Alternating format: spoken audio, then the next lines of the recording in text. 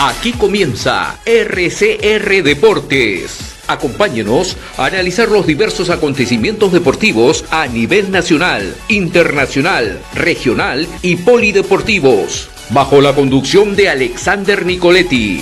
Bienvenidos.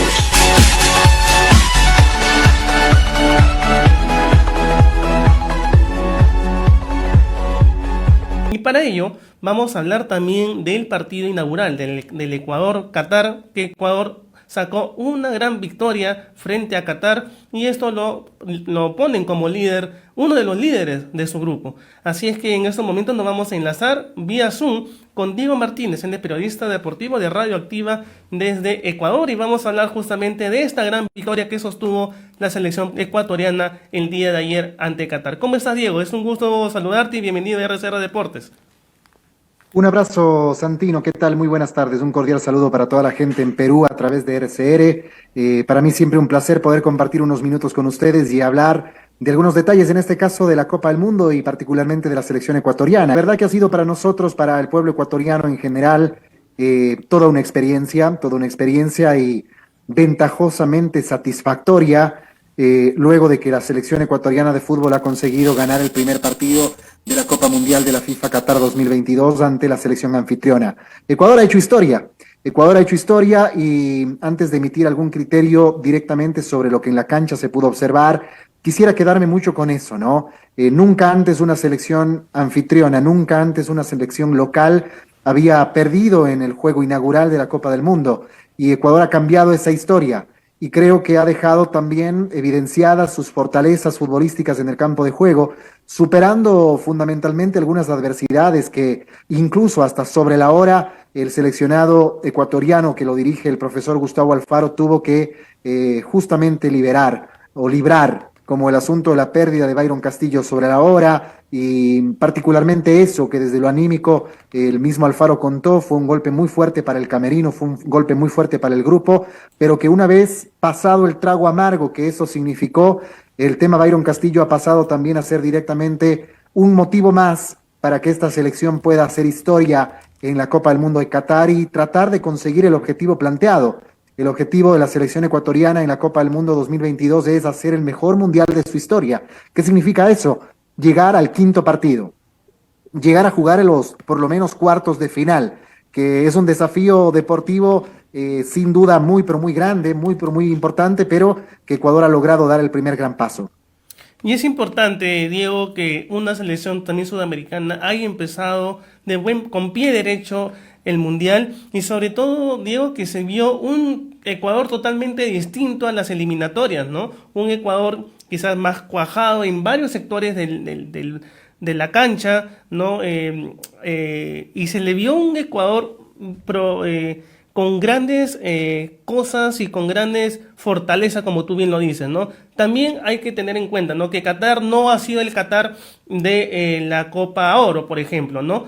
Pero es importante lo que ha hecho la selección ecuatoriana, sabiendo los partidos que se le vienen. Tiene un partido contra Países Bajos y también contra la selección de Senegal, pero ahorita comparten el liderato de su grupo justamente con Países Bajos, ¿no? Sí, exactamente, y hoy con el triunfo de Países Bajos sobre Senegal, en la siguiente fecha, es decir, este próximo viernes, las dos selecciones se van a enfrentar en igualdad de condiciones desde lo que significa la tabla de posiciones, con 3 puntos y más 2 de gol diferencia, es decir, sabiendo que si ganas, clasificas. Eso marca un poco lo que se viene para la selección ecuatoriana en el siguiente partido. Bien señalas tú al indicar que Qatar creo que quedó debiendo, Qatar creo que hasta cierto punto decepcionó, y es muy probable que esa decepción marcada por el bajo rendimiento tanto colectivo como individual de la selección de Félix Sánchez Vaz, directamente también, si bien es cierto, nos genera una emoción el que Ecuador haya ganado, pero también de forma directa como que nos quedamos pensando en que Ecuador pudo incluso haber marcado por ahí 1 o 2 goles más, que luego podrían llegar a pesar a la hora de una clasificación si nos regimos al asunto del gol diferencia. Bien marcas también algunas cosas que se dieron en la cancha, distintas a las que había pasado, no solamente en el contexto de las eliminatorias, en donde Ecuador cierra perdiendo 3-1 frente a Paraguay en Asunción y empatando 1-1 contra Argentina en la ciudad de Guayaquil en marzo de este año, sino sobre todo a los últimos amistosos. Ecuador había hecho 4 partidos amistosos entre junio y septiembre y los 4 los empató 0-0. Es decir, ahora en el primer partido de la Copa del Mundo pudo mantener el arco en cero, que lo venía haciendo en los juegos amistosos, pero rompió el maleficio de la ausencia de gol.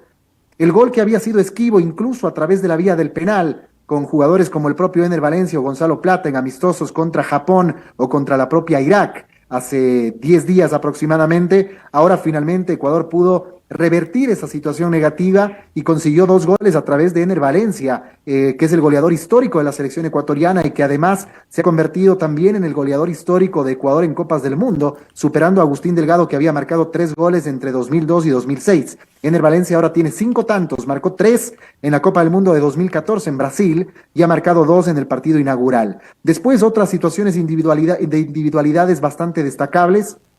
Me gustó personalmente muchísimo el partido de Sebastián Méndez en la mitad de la cancha, que fue el reemplazante de Carlos Grueso, que por un tema muscular se ha perdido el primer juego. Habrá que ver luego si es que puede estar para el siguiente encuentro, que será este próximo día viernes. Carlos Grueso es un jugador fundamental en el esquema táctico del profesor Gustavo Alfaro, porque el hombre del Augsburgo de Alemania es el de corte natural de los jugadores de medio campo que mejor hace el trabajo de contención. No hay otro como él. Sin embargo, esa ausencia se logró suplir en buena parte por el gran desenvolvimiento de Sebastián Méndez y también de otro lado, porque las exigencias del rival, hay que decirlo con total franqueza, no estuvieron quizás a la altura de lo que todos habíamos aspirado. También hay que decir que hay otro jugador ecuatoriano que no actuó en el partido de este domingo, que fue Ángel Mena, que tranquilamente podría llegar a ganar un espacio de cara al siguiente encuentro.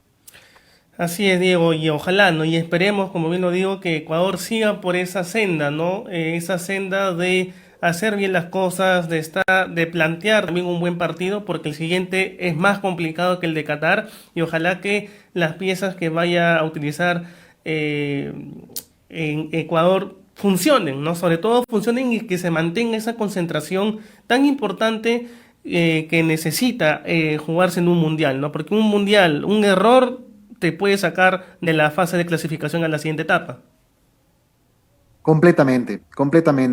Está clara que, digamos, el primer objetivo se ha cumplido en la medida de que Ecuador ha hecho lo suyo y ha aprovechado también las deficiencias del adversario, pero que el siguiente desafío, o los siguientes 2 desafíos que para Ecuador serán el juego frente a Países Bajos y luego frente a la selección de Senegal, son desafíos mucho más fuertes, mucho mayores, mucho más grandes, porque lo que hemos visto hoy entre Países Bajos y Senegal ha sido un partido mucho más disputado desde lo técnico, un partido bravo, cortado a ratos y que se terminó definiendo para la selección de Países Bajos por detalles y sobre el final, porque Gakpo logra marcar el primer gol del partido al minuto 85, y porque el segundo tanto llega ya en el tiempo de reposición cuando Senegal empujaba por el empate. Entonces, yo creo que esa parte está bastante clara. Ecuador ha pasado el primer escollo, sí, pero claramente el más accesible del grupo. Lo más difícil para la selección ecuatoriana definitivamente está por venir.